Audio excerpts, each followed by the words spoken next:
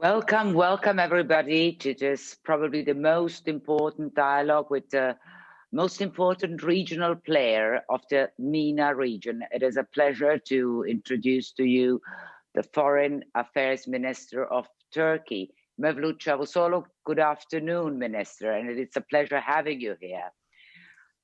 Good afternoon, it's my pleasure. Well, there will be many questions because, I mean, there are many issues that link and divide. So it will be a very interesting panel. I would like to start giving you the floor. If you could outline us what are Turkey's, the outlook of Turkey is the most important pivotal regional power in the Mediterranean area at the moment, is reaching out also to the Caucasus area, and we'll talk about that later. There have been many differences in the past and even right now with Europe. I mean, the last incident happened 2-3 days ago at Nato, but we'll talk about that afterwards. So I wanted to ask you, everybody wants a positive and stable partnership. That is, in the words of everybody, Europe, Turkey. But Europeans, at times, they express worries about Turkey's assertiveness. Assertiveness that you see also with boots on the ground from Azerbaijan to Libya. Now, how would you want this relationship to take shape, and what is your goal, and how far will you stretch your country's assertiveness? Please. Thank you very much. It is a pleasure to take part in the Med Dialogue. Thank you very much for this opportunity. The pandemic has changed our lives in many ways.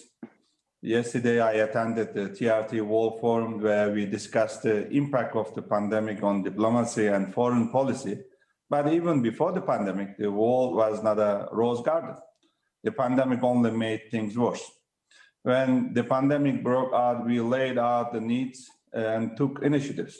So we underlined that the only way out of this crisis is to act together, leaving no one behind. And we call for transparent and equitable access to essential medical supplies and the vaccines at the G20, MIGDA, OAC, Turkey Council, and the United Nations. And we extended a helping hand to 156 countries and 11 international institutions worldwide. And we became the largest global supplier of medical assistance. Our cooperation with many of our Mediterranean neighbors was exemplary. During the hardest day of the pandemic, I remember being constantly on the phone with my colleagues from Italy, Spain, Malta, for example. Together, we have shown how true cooperation in the Mediterranean can make a difference. This is the very spirit we want to see in all matters around the common home, including the matters that you have also mentioned in your opening remarks.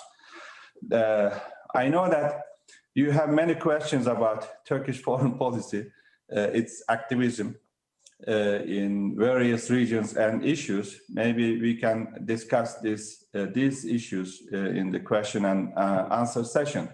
Given the very name of this platform, I will first focus on the recent developments in the East Med. Currently, everyone loses around the Mediterranean.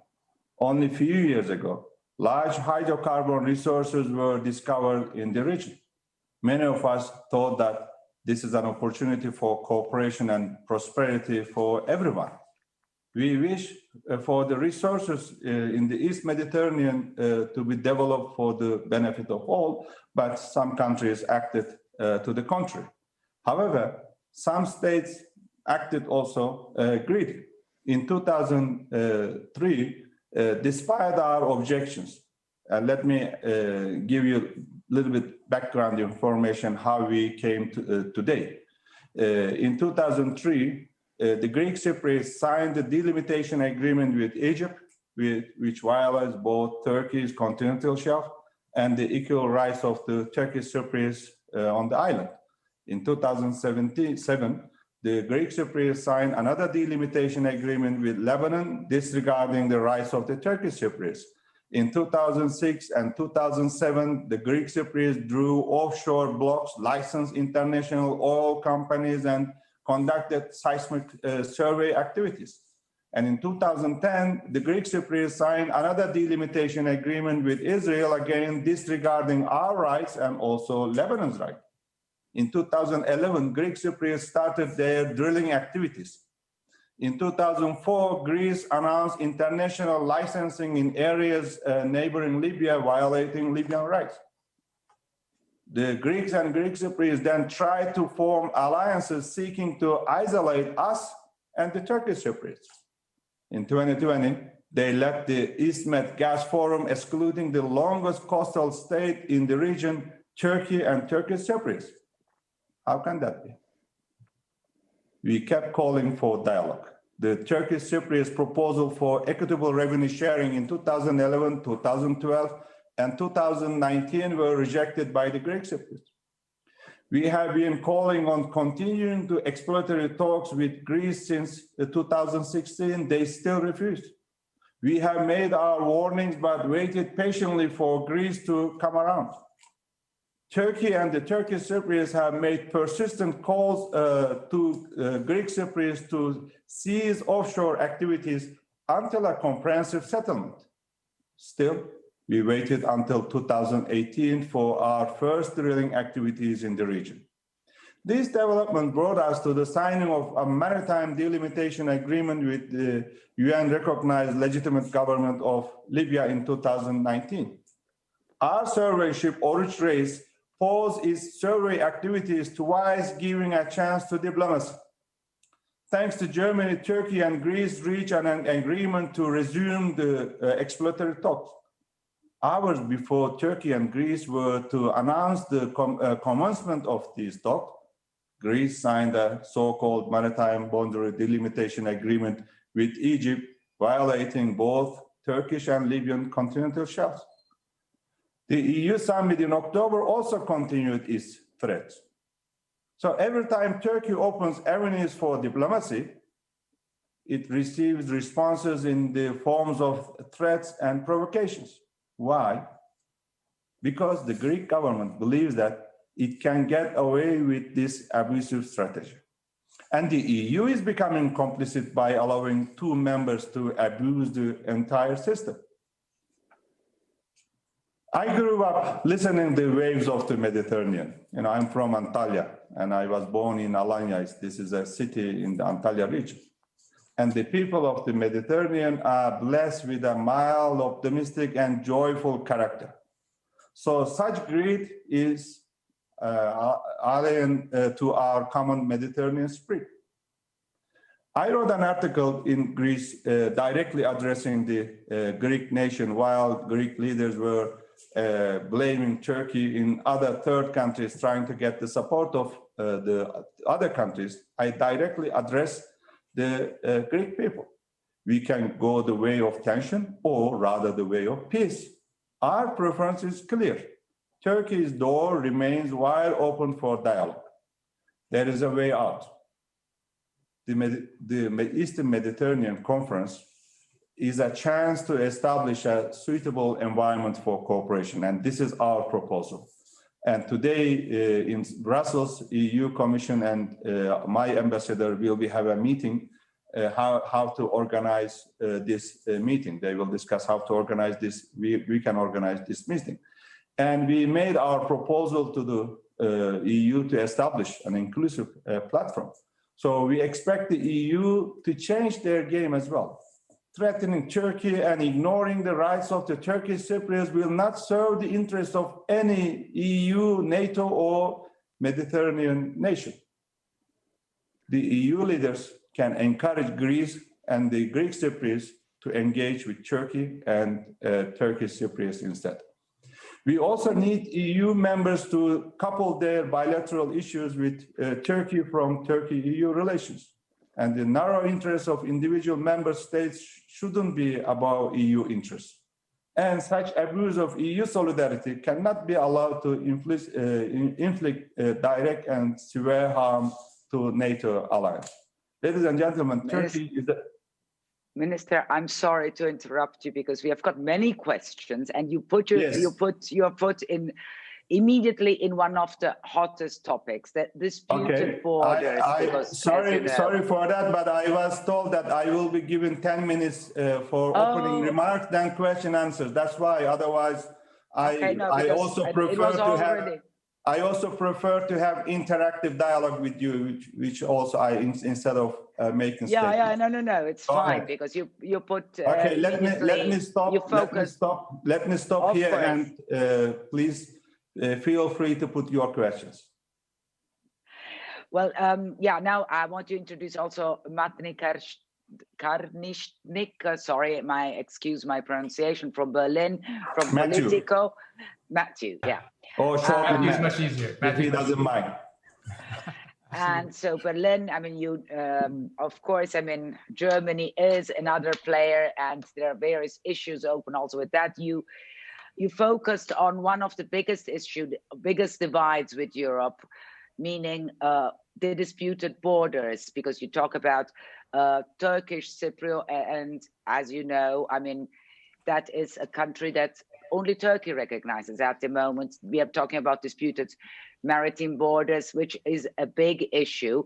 And I take note. Only Turkey recognizes what? Can you repeat it again, please? No, that Turkey recognizes the Turkish Republic of Cyprus. And recognizing the state is a political decision, and the rights of the people on the islands are totally different things. So you cannot recognize the state, but you cannot ignore the rights of the people or two communities on the island. We don't recognize for instance, the Greek Cypriot administration over there, but we don't ignore them, and they have also rights. What we need is equitable revenue sharing. So I would need, I mean, that both parts come to a mutual recognition. I mean, that's all what, I mean, and you are the most experienced politician, diplomat that Turkey has. I mean, you are foreign minister since over 5 years. So you, of course, know these things inside out.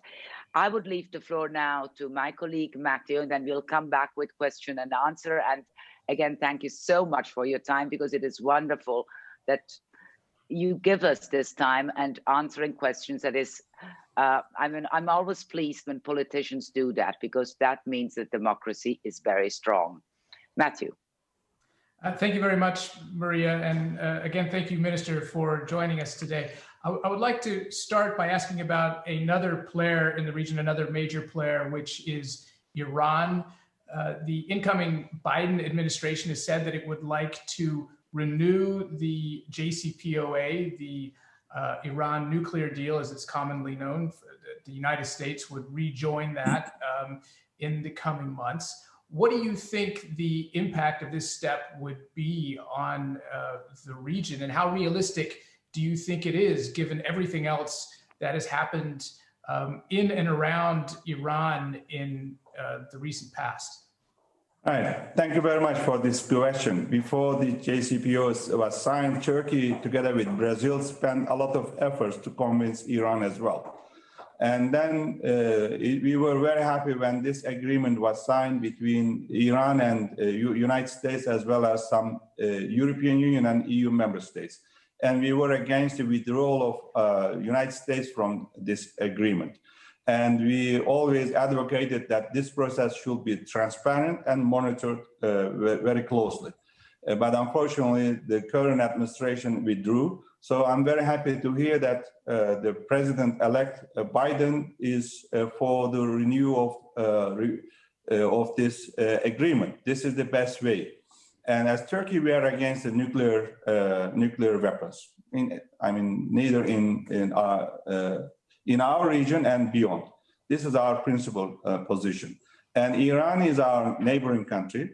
We have also differences, but instead of sanctions and blockades, the meaningful dialogue and engagement is best way to deal Iran as well. And Iranian people are suffering a lot because of pandemic, as well as our people and the people of the other countries, nations. Therefore, such sanctions also actually deepen the suffering of Iranian people, and they don't deserve this. So best way is more engagement and meaningful dialogue.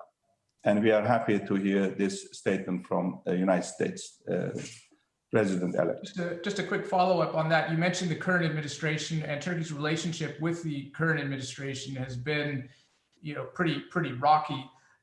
What do you expect from the Biden administration? Do you think that the relationship between the U.S. and Turkey will change during the Biden years? A lot of observers say that it won't, that Biden's policy towards Turkey will probably be quite similar to what we've seen from President Trump. How do you see that in Ankara? Well, some of the problems that we are still having started during the previous administration, during the Obama administration. For instance, they started supporting PKK, YPG terrorists in Syria during Obama administration, and the current administration continued this support. And the FETÖ issue, the leader of this terrorist organization, FETÖ is still in the United States, and they haven't actually met our request. And we have the S-400 issue also started during the previous administration. President Erdogan and President Trump have had a very good dialogue, sincere, candid relations and dialogue. And we discuss all these issues, but unfortunately the problems are still there. And from the beginning, as I said, also for European Union, threat of sanctions or language cannot resolve the issues. For instance, we propose United States to establish a working group under the umbrella of NATO, and NATO supported this idea to examine their claims or concerns with regards to S-400. Unfortunately, they rejected this proposal. They refused. And even Trump admits that Turkey has not been able to purchase Patriots, not only during the Trump administration, but for a decade. So these are the still outstanding issues. What we need is from this administration or upcoming administrations to engage and also to resolve all these issues through, again, dialogue instead of threatening language or instead of sanctions and this and that. So this is our expectation. We can have differences. We can have differences with our neighboring countries. We have differences even with brotherly countries. Italy, we have excellent relations. On some issues, we have differences. It can happen. But how can we overcome this kind of differences? Again, through engagement and dialogue. So you mentioned NATO. 2 days ago, there was this 2nd of December, virtually, of course. I mean, now everything is virtual in our lives. You met with the NATO, you had a NATO meeting, and Pompeo had some very harsh words towards Turkey. It told Turkey to behave like an ally. In question is your defense partnership with Russia, together with being member of NATO. So, and probably he is also, there are other issues that are dividing. And now, how do you propose to come to let's say, a better relationship? Because in NATO itself, you are one of the very geostrategically most important partners, and you know that. You know as well that probably you can take advantage of the position of your country. But of course, Americans, but even Europeans will be putting into question your alliance because of the defense partnership with Russia. So how do you respond to that? Because in that sense, Biden's administration is probably not going to change. Right. Well, it was a closed-door meeting and confidential meeting, so I cannot quote neither from Secretary Pompeo or from myself. but I just outlined the differences between two countries and the outstanding issues.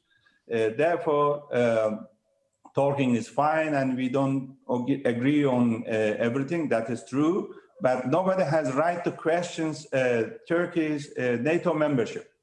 Turkey is one of the strongest ally of NATO, and Turkey is in the top 5 contributor country to NATO missions, activities, and the budget.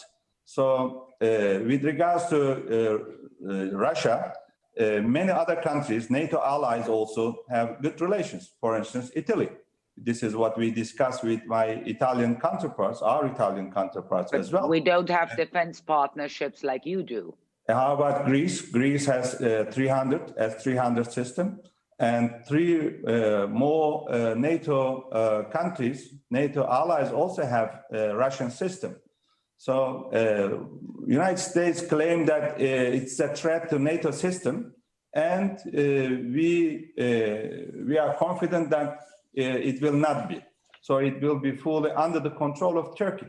But while questioning Turkey for purchasing S-400, as I said previously, nobody is reminding the United States and the other NATO allies why they didn't sell air defense systems to Turkey for more than 10 years, and why they withdrew their Patriot systems and the SAMTI, Italy recently. We are very grateful to Italy and Spain. They actually continued having the system in Turkey for many, many years. But when Turkey needed them most, United States, Germany, and the Netherlands withdrew their Patriot batteries. Nobody is questioning that. So when an ally needs the support, or particularly such kind of systems, this is the main aim of the establishment of NATO. Many allies didn't meet the request of Turkey. Why this is not questioned that only Turkey had, it was not a choice for us. It was a necessity. We had to purchase from Russia because we couldn't purchase from our NATO allies. So this should be a question, not Turkey. And why do you think that they didn't? Why do you think that they had second thoughts in making you purchase it? Or could it be that they probably didn't trust the allegiance that Turkey would offer? They had questions about, your alliance, or why do you think? Sorry, I couldn't get your question. And why do you think? I think this question should be asked them, not me. So you should ask why they didn't sell these systems to NATO ally. Well, you know, there are many differences that periodically divide. These differences are raised recently in last 1 year. 10 years ago, 5 years ago, 4 years ago, 3 years ago. Have you heard any such kind of complaints or any, any comments from other NATO allies that we had differences? No. Did we have any differences like 3, 4 years ago, 5 years ago, 10 years ago? No. No, the big differences were mostly regarding human rights and, the migration and human rights violations. Those were the Madam Moderator, what is the relation between the defense system and those issues that you have been raising? This is the issue that we have been talking with European Union, Council of Europe. We have commitments. EU has also commitments, and we are talking about NATO. And no such ally didn't tell Turkey that they didn't want to sell this system because of this and that, the issues that you mentioned. This is really I was not absurd, mentioning this. I was not mentioning this regarding to NATO, but regarding relationships with Europe. And as you know, you are the most experienced foreign minister that we have here. And so you know very well that relationships between countries compromise a variety of subjects. Right. How about the authoritarian policies of the current French administration? Have you heard any comment from from European Union? No, because I would actually like to come to that question because I think it's also a. Let me clarify. Let me answer the question first, and you can come. And let me just ask you. She made a comment.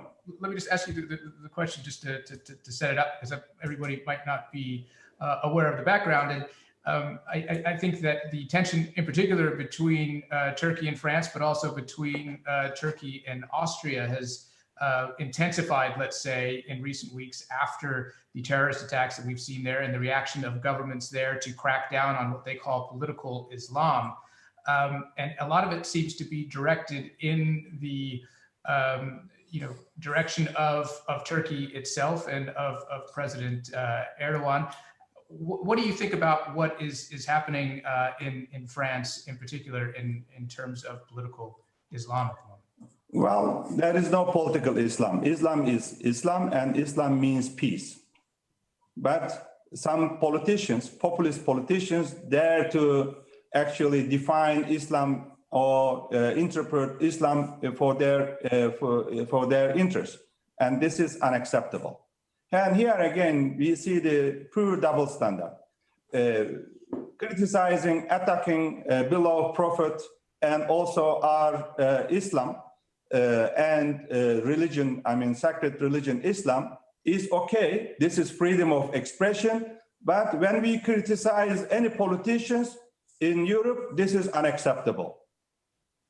So redefining Islam or redrawing Islam is not the job of any politicians. It's very clear in the Holy Quran. If anybody reads that, it is translated into many languages. So how can you explain that 14 school-age children were mistreated by police and detained for 11 hours? They were not able to see their families during these 11 hours. How can you explain this? These are the children. And why? Because they didn't join the criticism of one teacher, the attack of one teacher towards Islam and our religion, to Islam and the Muslims. You are referring to the teacher. Normally we don't have any bilateral issue with France. With France, we don't have any bilateral issue. But do you understand why this is such... They are one-sided. Do you understand why this is... Syria, they are also supporting PKK. Do I have any bilateral problem with Austria? No. And when I asked the current Chancellor Kurz, when he was foreign minister, and also the previous foreign minister, whether there is any radicalized Turk in Austria, they say no. Why? Because of our cooperation. Through Diyanet, we teach the real Islam, the true Islam, to our people and the other Muslims in all those countries. This cooperation should continue to await radicalization as well. So this is this is the cooperation that we wanted to see from these countries. Otherwise, I don't have any bilateral issue with Austria. But in Austria, they use Turkey, particularly during their election campaign, for their, to gain just a little bit more votes. This is really unacceptable. I understand that you deeply feel the hurt of the double standards. I mean, that is an issue that always comes up with Turkey. I do understand this, and but I would like to ask you on political Islam. I mean, in France, it is a question about freedom of press. It's the press who comes out. Charlie Hebdo, for instance, you mentioned the teacher. So, like it or not, the government doesn't have to agree or disagree with what is printed in the press, but it has to leave the freedom to the press to state whatever they think is fit. Then it will be the reader's choice to believe or not believe, to buy or not buy that newspaper. But the way you're putting it, it's a slight difference. It's as if the government would set the standards for what is right or wrong. That is a big difference. We have no problem with the freedom of press. We have no problem with the freedom of expression. But freedom of expression and insulting the faiths of the others are two totally different things. And I will advise you to read the statements of the late President Chirac in 2006, and you can clearly understand. He is also French. He is also a French president. He was a French president. And by the way, you are talking about the freedom of expression. Have you ever questioned why the Minister of Education of France actually cleared the cartoons or caricatures just criticizing him in the textbooks? Have you ever questioned that?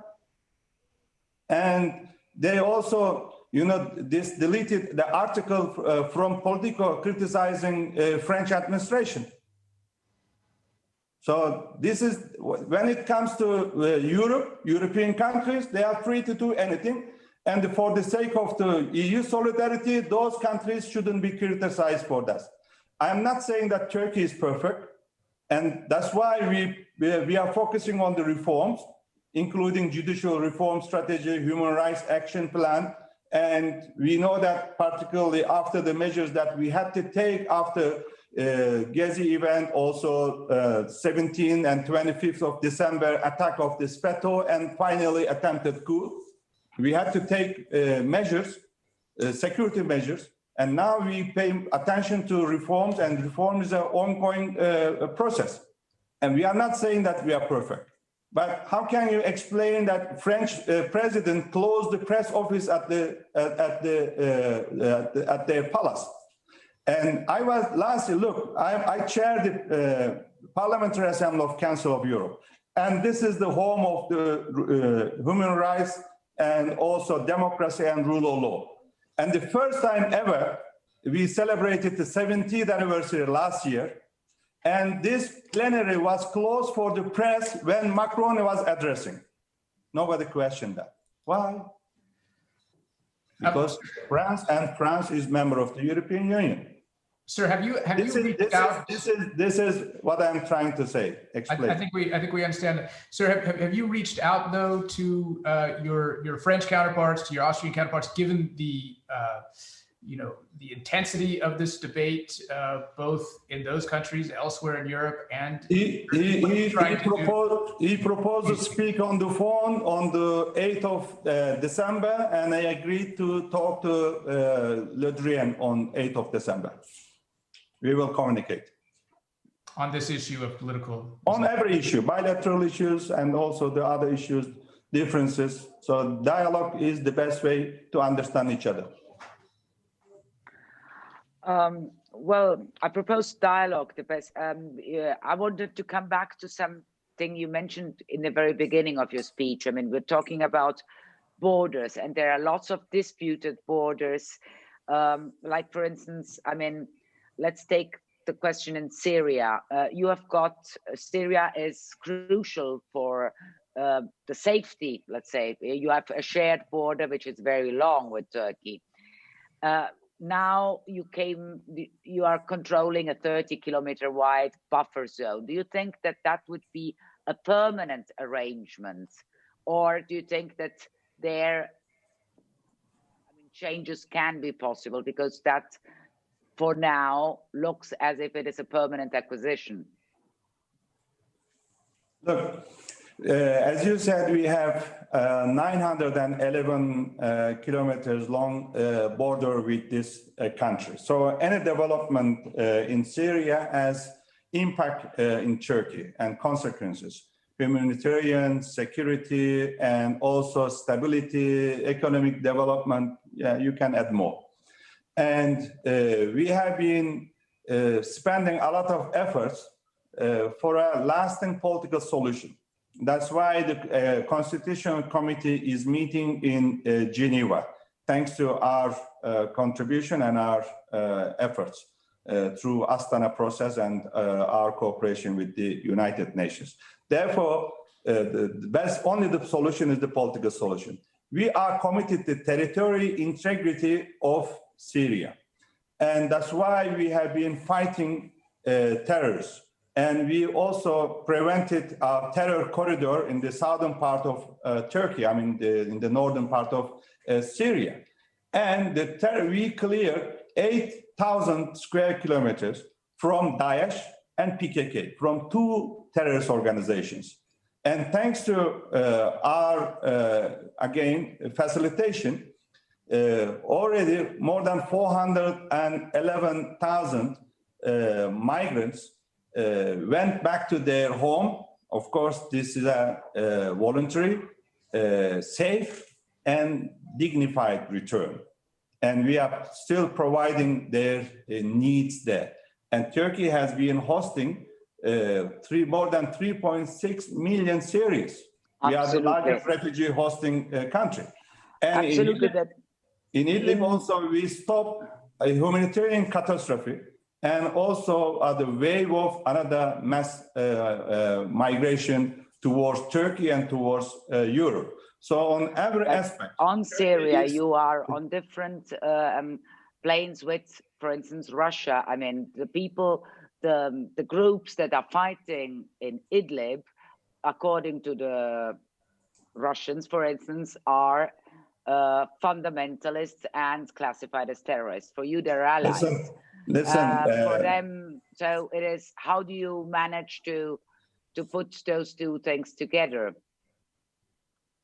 Well, I'm very, really disappointed that the lack of knowledge is there, or you are not objective on this issue. And do you know that who brought those fundamentalists and terrorists to Idlib region? Didn't you follow the situation there? I'll tell you. When we evacuated people from Aleppo, regime and the supporters, including Russia, let these terrorists with their weapons to go to Idlib region. And from other also areas, Dara, and from other regions, they let those terrorists. And from Dara, by the way, they brought those terrorists by themselves by buses. Why did they bring these terrorists? Eventually, they will use this presence of the terrorists as a pretext to attack Idlib. This is exactly why they did. I didn't bring those terrorists. I didn't bring those foreign terrorist fighters to the region. Why do you are trying to blame Turkey? And this is one of the issues that we need to actually resolve altogether. And Turkey has been calling on not only Russia, but also other NATO countries and the coalition members to resolve this issue together, because they are first and foremost, they are posing threat to Turkey. I don't want to see radical terrorists at the other side of my border. And we lost so many people because of these Daesh attacks and PKK attacks, terrorist attacks. And we have captured more than 8,000 foreign terrorist fighters and deported to their source countries. And we prevented almost 100,000 people to enter Turkey. They were aiming to go to Syria to join this terrorist organization, Daesh or PKK. Same, they are both different ideologies, but same terrorist organizations. So Turkey is against any kind of terrorism and radicalization. And this is the issue that have been there since the problem has started. But those terrorists and radicals are sent or brought by the regime and its supporters purposely to Idlib region. And we should solve this problem. We should actually find a lasting solution. But it cannot be a pretext or excuse to attack civilians and the local people indiscriminately. So we need a right strategy to clear terrorism and radicalization from this region and from all over Syria. Sir, as you mentioned, I think I have to go. I was given 30 minutes. Okay.